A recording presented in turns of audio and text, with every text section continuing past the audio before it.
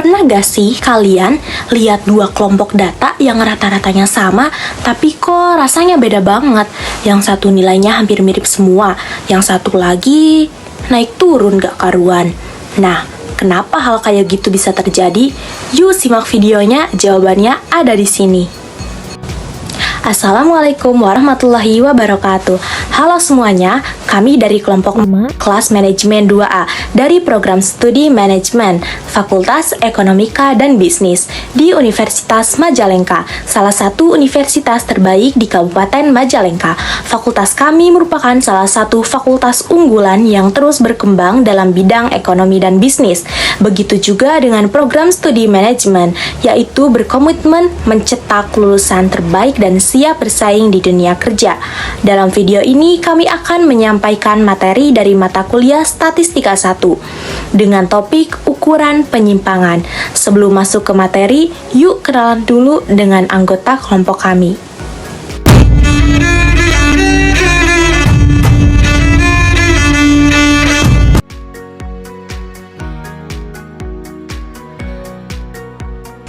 Pernah gak sih kalian nemu dua kelompok yang punya nilai rata-rata sama tapi hasilnya itu beda?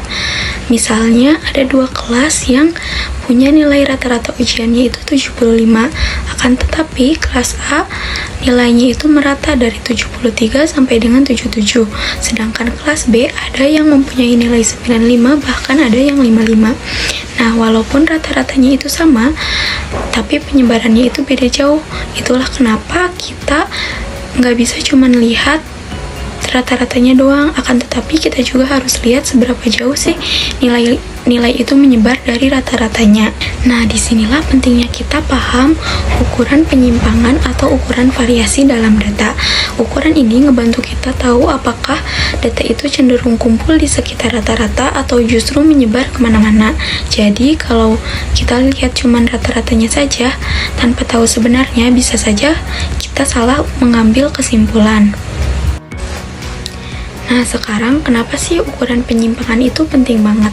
Yang pertama, karena nilai rata-rata itu belum menggambarkan sepenuhnya data dengan akurat. Bisa aja rata-ratanya sama, tapi penyebaran datanya itu berbeda, kayak contoh dua kelas tadi. Nah, dengan adanya ukuran variasi ini, kita bisa tahu seberapa besar sih data penyebar dari nilai tengahnya. Jadi, kita nggak salah mengambil kesimpulan. Yang kedua, ukuran penyimpangan ini ngebantu kita untuk mengukur seberapa jauh resiko atau ketidakpastian dari data. Misalnya di bidang ekonomi atau keuangan, semakin besar penyimpangannya, maka semakin besar pula resikonya. Dan yang terakhir, ukuran ini juga penting banget buat dasar analisis statistik lanjutan. Kayak saat kita mau mengukur keakuratan data, bikin prediksi, atau ngebandingin dua kelompok yang punya data berbeda.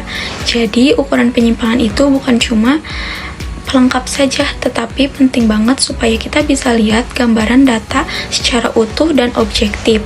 Nilai dispersi atau nilai variasi adalah nilai yang menunjukkan bagaimana bervariasinya data di dalam kelompok itu terhadap nilai rata-ratanya. Jadi, semakin besar nilai variasi, maka semakin bervariasi pula data tersebut. Variasi merupakan peristiwa alamiah, yaitu dapat terjadi pada semua kejadian. Misal, beberapa orang mengukur tinggi badan seseorang dengan hasil yang berbeda-beda. Perbedaan tersebut dikarenakan oleh variasi antar individu atau bisa disebut dengan variasi eksterna. Lalu yang kedua, tinggi badan seseorang diukur oleh seorang peneliti berkali-kali pada waktu yang berbeda dan hasilnya pun berbeda. Nah, variasi tersebut disebabkan oleh adanya variasi intra-individu atau biasa disebut dengan variasi interna. Nah, sekarang kita akan ngebahas jenis-jenis ukuran atau penyimpangan. Ukuran variasi ini terbagi menjadi dua, yaitu dispersi absolut dan dispersi relatif. Kita mulai dari yang pertama dulu ya, dispersi absolut. Ini merupakan ukuran penyebaran data yang langsung melihat seberapa besar sih nilai-nilainya menyimpang dari rata-ratanya. Contohnya ada beberapa. Yang pertama yaitu rentang atau rank.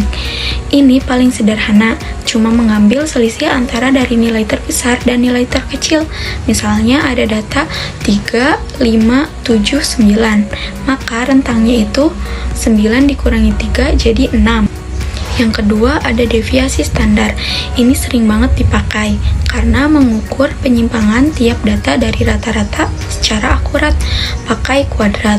Semakin besar nilainya, maka semakin besar pula lebar penyebarannya. Dan yang ketiga ada varians. Ini sebenarnya adalah kuadrat dari deviasi standar. Jika deviasi standarnya itu 5, maka variansnya itu 25. Varian sering kali dipakai di analisis statistik lanjutan. Terus yang kedua ada dispersi relatif, yaitu koefisien variasi. Ini biasanya dipakai kalau kita mau ngebandingin penyebaran data dari dua kelompok yang beda satuan atau beda skala. Misalnya kita mau ngebandingin sebaran nilai dari nilai matematika dan nilai ekonomi. Nah, ini butuh koefisien variasi biar adil. Nah, sekarang saya akan menjelaskan salah satu ukuran penyimpangan, yaitu rentang, atau dalam bahasa Inggris disebut range. Apa sih range itu? Range itu ukuran seberapa jauh data tersebar. Caranya gampang, tinggal cari selisih antara nilai terbesar dan nilai terkecil dari data kita. Misalnya, berat badan 5 orang dewasa adalah 48, 52, 56, 62, dan 67 kg. Maka, range sama dengan 67 dikurangi 48 sama dengan 19 kg. Jadi, range-nya adalah 19 kg.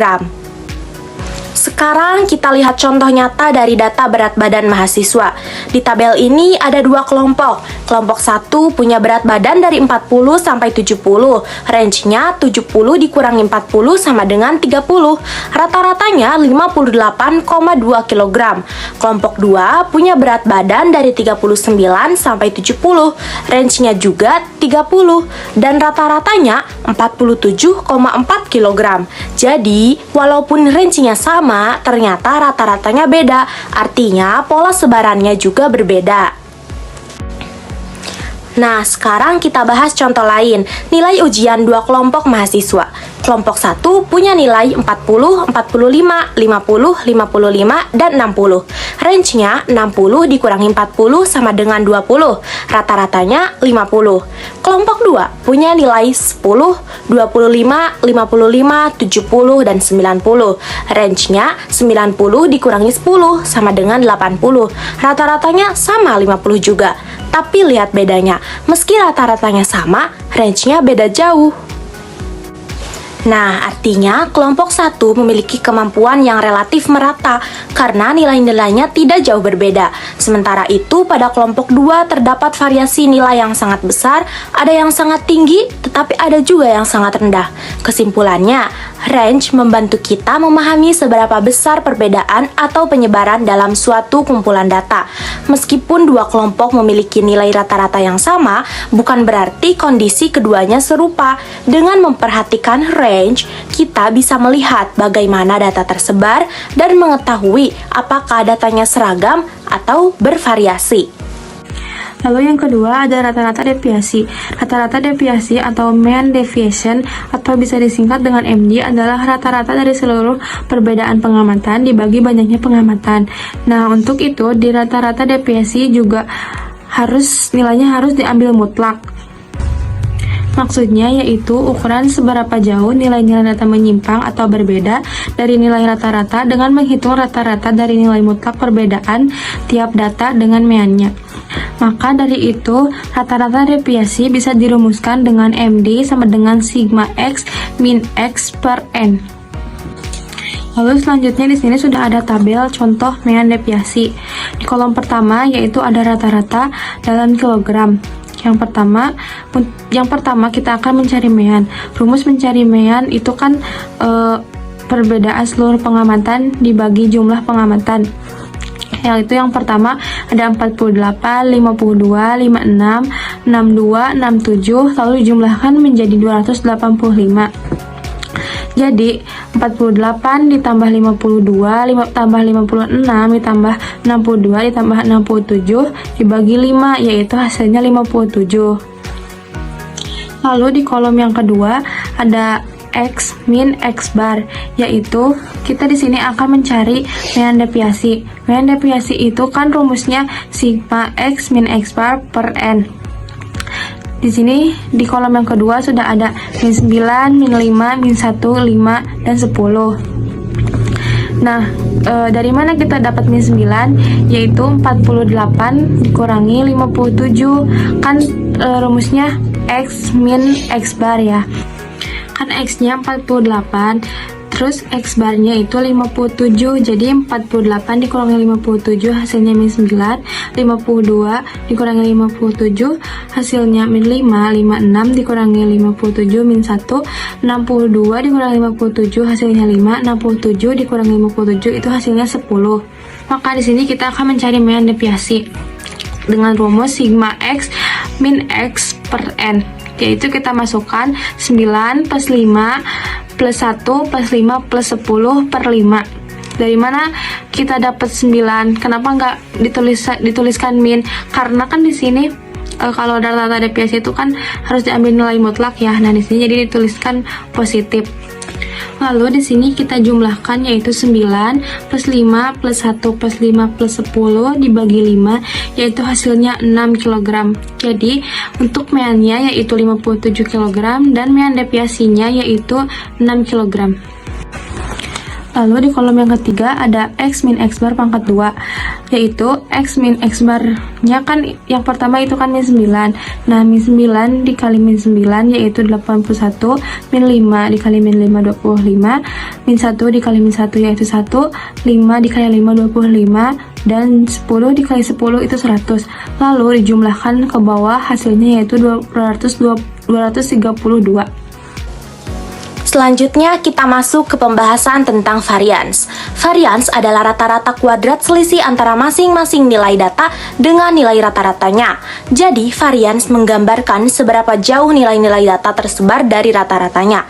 Rumus yang digunakan untuk menghitung varians adalah V atau S kuadrat sama dengan jumlah X dikurang X bar kuadrat dibagi dengan N dikurang 1. Nah, kalau kita lihat contohnya di slide ini, nilai-nilai yang dikurangkan dari mean kemudian dikuadratkan, hasilnya dijumlahkan menjadi 232. Kemudian dibagi dengan 4 karena jumlah datanya ada 5, berarti N dikurang 1. Hasilnya adalah 58.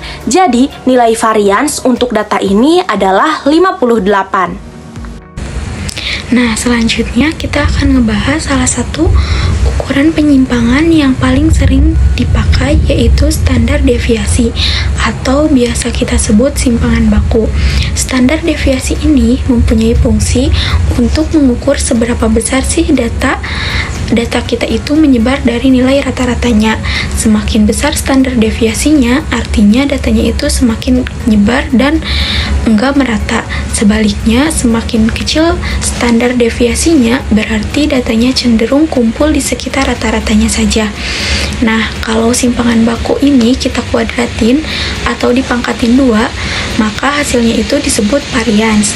Untuk notasinya, kalau kita pakai data sampel, simpangan bakunya itu ditulis dengan huruf S dan variansnya itu S kuadrat. Tapi kalau kita pakai data populasi, biasanya ditulis pakai simbol Yunani, yaitu tau untuk standar deviasinya dan tau kuadrat untuk variansnya. Kemudian kita masuk ke rumus untuk standar deviasi. Rumus untuk standar deviasi yaitu akar dari varians. Jadi ditulis E sama dengan akar dari varians. Contohnya, kita udah tahu nih variansnya itu 58. Nah, deviasinya itu tinggal diakarin aja. Akar dari 58 itu 7,6. Jadi, kalau misalkan konteksnya berat badan, berarti simpangan bakunya tuh 7,6 kg. Di slide selanjutnya kita akan mencoba untuk latihan soal, yaitu hitunglah range rata-rata deviasi, varian, dan standar deviasi dari data nilai UTS UNMA mahasiswa FEB berikut ini, yaitu dengan data 40, 90, 55, 58, 85, 78, 45, 88, 62, 78, 69, 70, 80, 78, 65, 89, 64, 78, 62, dan 71. Nah, di sini kita akan coba untuk menghitung range. Range itu kan nilai terbesar ya dikurangi nilai terkecil. Di sini nilai terbesarnya itu 90, lalu nilai terkecilnya yaitu 40, jadi 90 min 40 yaitu 50. Selanjutnya, langkah-langkah menghitung rata-rata deviasi bisa dilihat dari tabel berikut. Pertama, kita jumlahkan semua nilai data X. Totalnya adalah 1405, dan karena ada 20 data, maka kita dapatkan nilai rata-ratanya X bar sama dengan 1405 dibagi 20 sama dengan 70,25. Kedua, kita hitung selisih antara setiap data dengan rata-rata. Ini ditulis dalam kolom X kurangi X bar. Hasilnya bisa positif atau negatif, tergantung apakah data tersebut di atas atau di bawah rata-rata. Ketiga, kita ambil nilai absolut atau nilai positifnya saja dari tiap selisih tersebut. Lalu dijumlahkan semua, hasilnya adalah 225. Keempat, kita hitung rata-rata dari nilai-nilai absolut tersebut. Rata-rata deviasi sama dengan 225 dibagi 20 sama dengan 11,25. Jadi rata-rata deviasi dari data ini adalah 11,25. Artinya, secara rata-rata tiap nilai menyimpang sebesar 11,25 dari nilai tengahnya. Lalu di sini kita akan menghitung varians. Rumus varians yaitu sigma fi xi min x bar kuadrat dibagi n min 1. Lalu kita masukkan data di atas yaitu 3749,7 dibagi 19. 19 itu dari mana? Dari n min 1, karena n itu kan jumlah banyaknya data ya. Nah, data di atas kan 20, lalu dikurang 1 menjadi 19. Jadi jumlah akhirnya yaitu 197,35. Kemudian menentukan standar deviasinya. Nah, kita sudah tahu nih bahwa variansnya itu 197,35. Maka standar deviasinya itu yaitu 14,048, karena akar dari 197,35 yaitu 14,048. Nah, setelah mempelajari bersama, kita jadi tahu nih bahwa ukuran penyimpangan itu tidak hanya menunjukkan seberapa jauh sih data menyebar dari rata-ratanya saja, akan tetapi juga membantu kita untuk memahami karakteristik data secara lebih menyeluruh. Dari rentang yang paling sederhana hingga standar deviasi yang paling sering digunakan, semuanya punya fungsi penting dalam analisis data. Terima kasih sudah menyimak presentasi kami dari awal hingga akhir. Semoga apa yang kami sampaikan bisa bermanfaat dan mudah dipahami. Sekian dari kami, sampai jumpa. Wassalamualaikum warahmatullahi wabarakatuh.